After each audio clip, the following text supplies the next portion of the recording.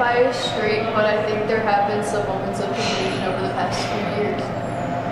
I identify as non-binary and transgender.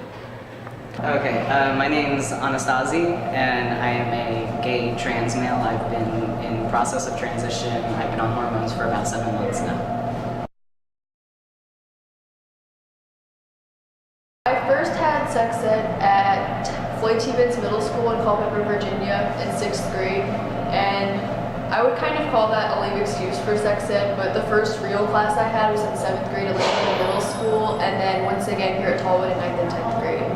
I would say in terms of what sex ed could be, it was not a very comprehensive program, and it was generally based on like a script type of style of teaching, and definitely abstinence only, and there are a lot of questions that were off limits.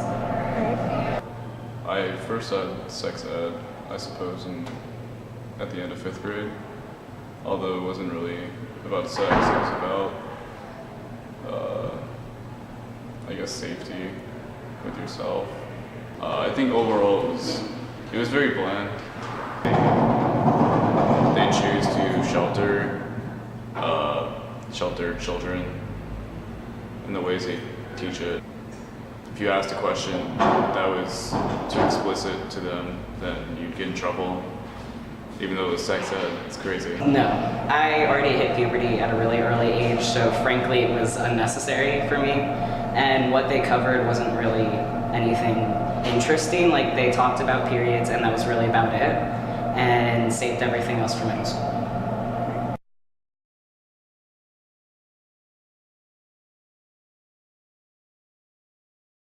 I think definitely it creates divides between people who are straight and people who identify as anything else, because the school system inherently creates separation between the two groups by just completely ignoring a whole other side of sexuality. And if we're going to have sex education at all, we need to make sure all groups are being catered to in some way. Extreme. It's affected me exponentially.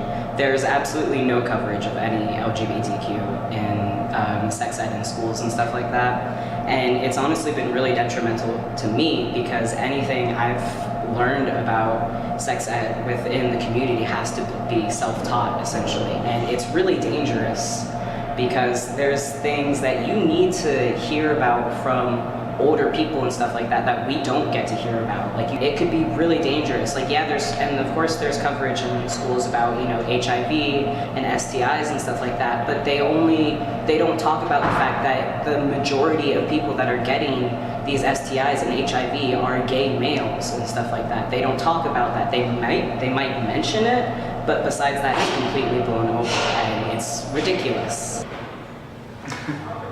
With the lack of information taught, really, I don't feel accepted. I don't feel as though I'm known or understood, because I've come out as non-binary, and people are like, what the hell is that? Being non-binary is when you do not feel either male or female.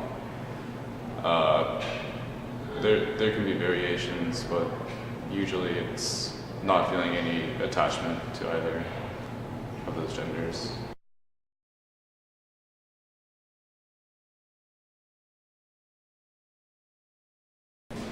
Yes, actually. I think I didn't really go in depth with anything about the LGBTQ plus community at all before the end of 8th or 9th, no, the beginning of 9th grade. I didn't know who it was at all until this year. It made me feel idiotic in that sense. Oh, definitely.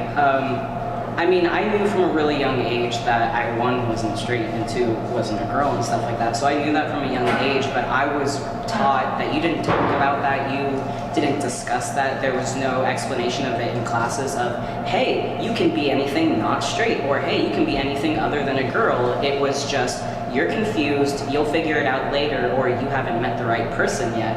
And it caused me a lot of pain and anguish, and I wasn't able to come out to my family until last summer, basically. And so it was a huge headache for me.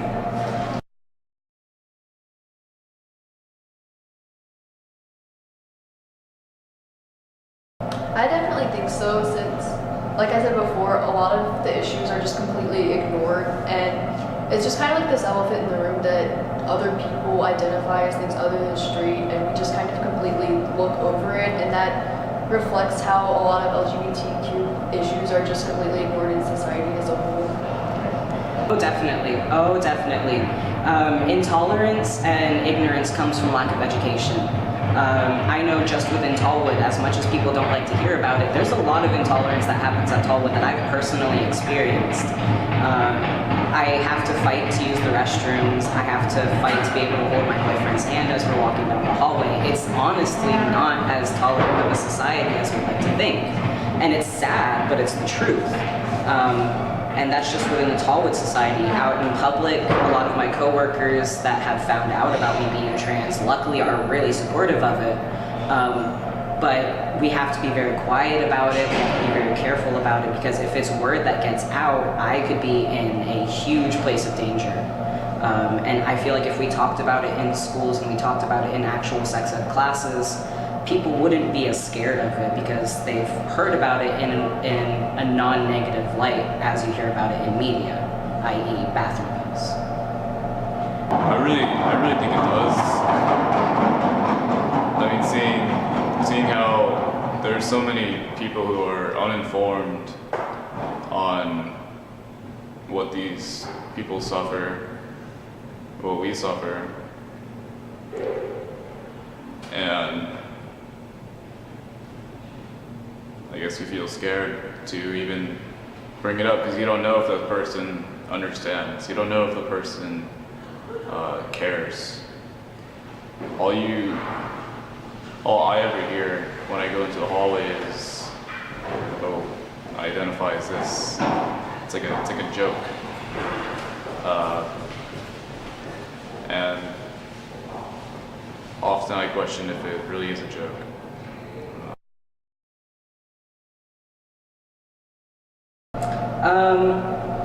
Mostly my biggest things would be actually discussing sexualities, actually bringing up the fact that there is something other than heterosexual, there's something other than straight, and it's okay to be gay, and discussion of gender as well. Those are my biggest things, because that's what I've had to struggle with the most in my life. I think if a lot of the places they taught it were less conservative in their thoughts and a lot more open-minded to what they were teaching and the questions that were asked, I think if the teachers were more informed than their own students, and sex ed would definitely be better. I think absolutely make it more inclusive overall for people who identify as any kind of sexuality, and also stop preaching this abstinence-only concept, because instead of teaching just wait to have sex until marriage, at least teach people how to find safe ways to do it before that, because it kind of is bound to happen and we can't keep ignoring that as a society.